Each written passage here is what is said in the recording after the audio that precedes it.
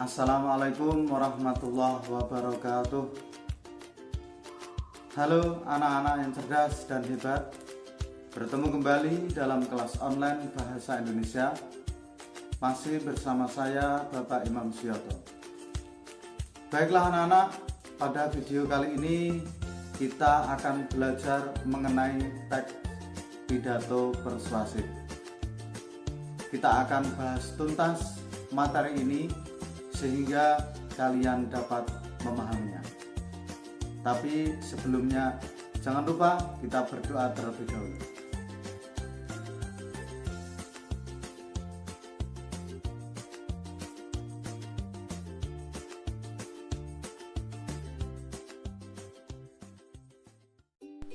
Pernahkah kalian mendengar istilah pidato persuasif?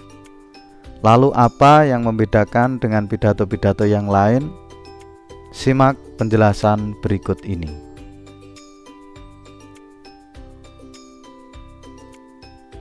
Pidato persuasif merupakan pengungkapan pendapat yang disampaikan secara jelas dan logis atau masuk akal untuk meyakinkan pembaca atau pendengar dengan cara memberikan argumentasi atau alasan berdasarkan satu sudut pandang.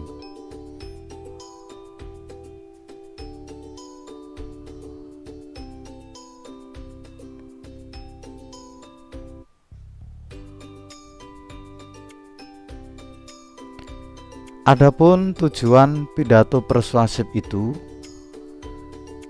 bahwasanya pidato persuasif bertujuan untuk meyakinkan orang agar melakukan sesuatu atau memiliki sudut pandang tertentu terhadap suatu persoalan berdasarkan kebenaran, argumen, dan fakta yang disampaikan.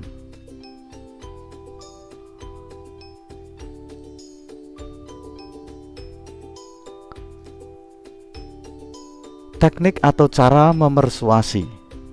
Yang pertama adalah etika, berhubungan dengan sesuatu yang baik atau buruk, atau berhubungan dengan hak dan kewajiban atau moral.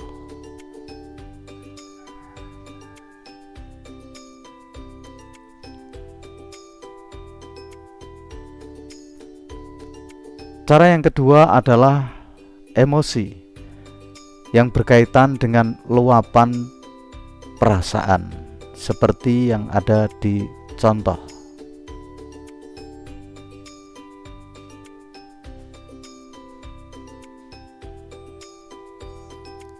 Selanjutnya, struktur teks pidato persuasif. Yang pertama adalah pernyataan posisi, yang kedua tahap argumentasi, dan yang ketiga penguatan pernyataan posisi.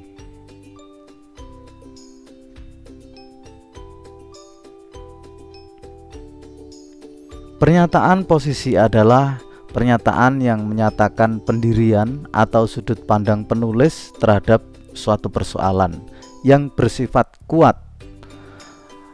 Siapa yang diyakinkan, apa isi pesan, argumen yang digunakan, dan posisi harus jelas.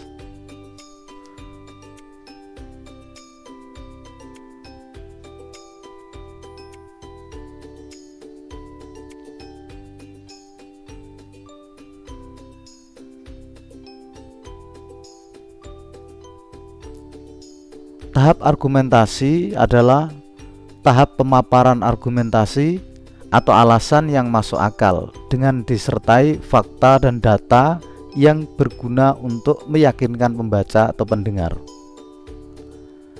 Penguatan pernyataan posisi adalah bagian yang berisi kesimpulan yang diambil oleh penulis untuk memperkuat keyakinan pembaca atau pendengar terhadap pandangan penulis.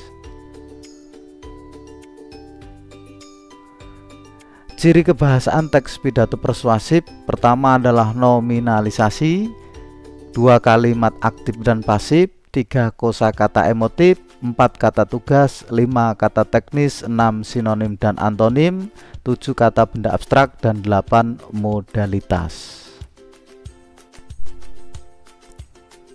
Nominalisasi mengubah kata kerja atau kata sifat menjadi kata benda, seperti kata menetapkan berubah menjadi penetapan. Kalimat pasif, kalimat yang ditandai dengan penggunaan awalan ter atau di. Kemudian subjek dikenai aktivitas. Contohnya, para binatang dihadirkan di acara besar itu. Semua telah terkendali.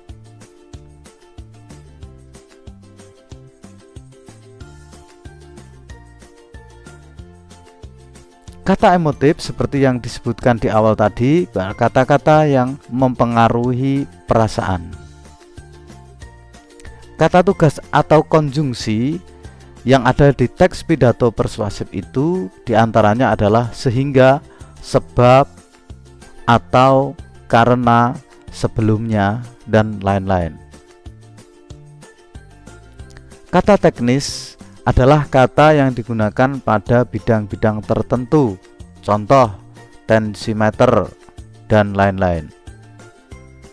Sinonim dan antonim. Sinonim adalah kata-kata yang memiliki makna yang sama, contoh mati, meninggal, wafat. Kemudian antonim adalah kata-kata yang maknanya berlawanan, seperti datang, pergi, beda, sama, dan lain-lain. Kata benda abstrak yaitu berasal dari kata kerja atau kata sifat yang tidak merujuk pada objek, tetapi suatu peristiwa atau hal yang tak terlihat atau abstrak. Contoh, takut menjadi ketakutan, benar menjadi kebenaran, bersih menjadi kebersihan.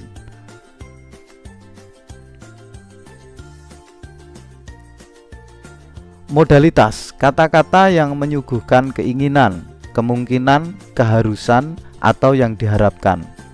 Kami akan mendukung setiap keputusanmu. Contohnya, seluruh siswa diharapkan peduli pada upaya pemeliharaan lingkungan.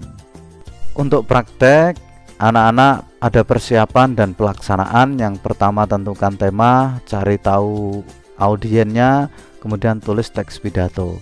Sampaikan dengan percaya diri, kemudian intonasi yang sesuai, dan perlu diperhatikan mimik dan ekspresi bahasa tubuh disesuaikan dengan isi pidato.